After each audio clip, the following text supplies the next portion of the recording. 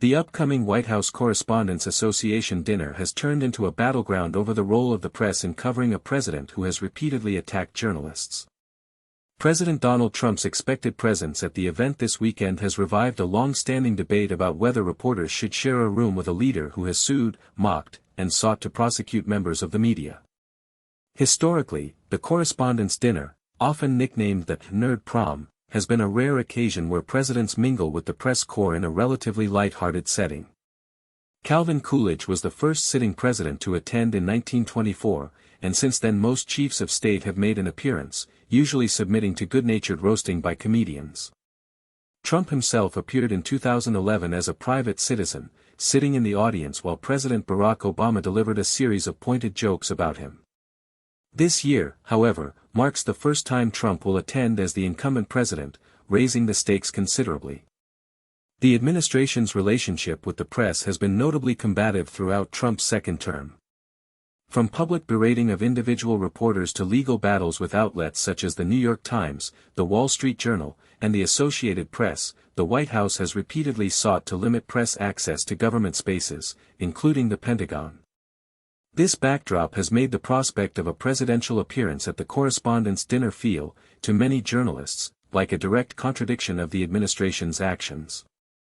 In response, a group of veteran journalists led by former ABC News reporter Lisa Stark and her longtime colleague Ian Cameron circulated a petition urging attendees to speak forcefully in defense of the press while Trump is present.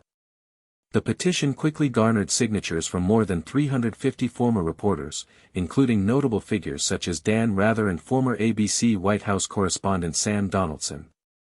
Signatories have discussed concrete ways to make their stance visible, such as wearing lapel pins emblazoned with the First Amendment or carrying signs that read, "Defend the Press." The sentiment behind the petition is captured in a stark comment from Kelly McBride, NPR's ombudsman and head of the Poynter Institute's Ethics and Leadership Center.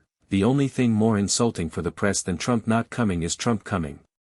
She argues that the president's record of mocking, suing, and targeting journalists for prosecution makes his presence at the dinner a provocation rather than a gesture of goodwill.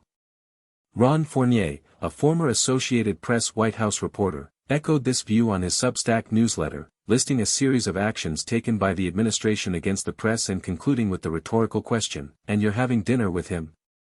The top editor at HuffPost, an outlet known for its critical stance toward Trump, announced that its journalists would boycott the dinner altogether as a form of protest.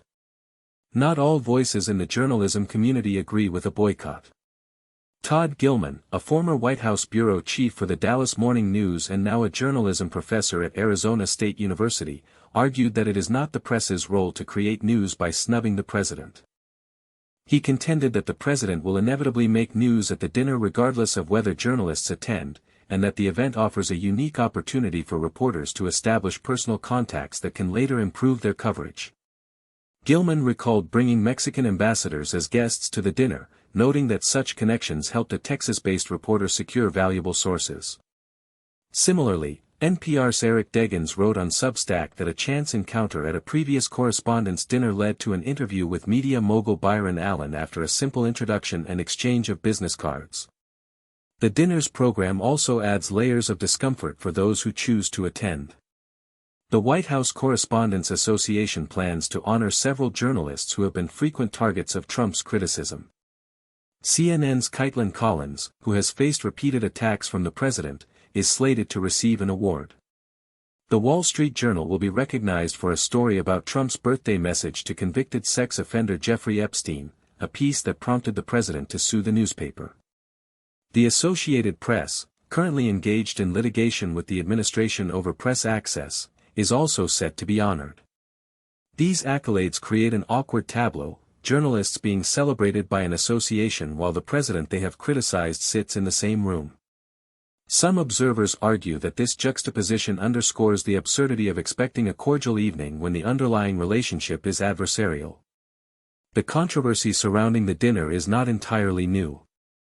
The New York Times withdrew from the event in 2011, citing discomfort with the idea of socializing with a president who routinely disparaged the press. In 2018, The Atlantic published an article describing the slow, awkward death of the Correspondents' Dinner, suggesting that the tradition has been losing relevance as the press-president dynamic has grown more hostile. Despite the tensions, some journalists maintain that the dinner can still serve a functional purpose. They argue that face-to-face interactions, even with officials they cover, can humanize sources and open channels that might otherwise remain closed. A brief conversation, an exchanged business card, or a simple greeting can sometimes lead to future cooperation, making the event a pragmatic networking opportunity rather than merely a ceremonial gala. As the weekend approaches, the press corps faces a decision: attend and risk appearing to legitimize a president who has undermined their work, or stay away and potentially miss a chance to influence the narrative from within the room. Whatever choice individual journalists make, the debate itself highlights a broader question about the role of the media in a political climate where press freedom is frequently challenged. The outcome of this year's dinner may well become a reference point for how journalists navigate future interactions with powerful figures who view them as adversaries. In the end, the Correspondents' Dinner is more than a night of jokes and tuxedos. It is a mirror reflecting the current state of press-government relations in the United States. Whether the event ends in quiet attendance, visible protest, or something in between, it will undoubtedly feed the ongoing conversation about what it means to hold power accountable while maintaining the ability to report on it. #PressFreedom #WHCD #Trump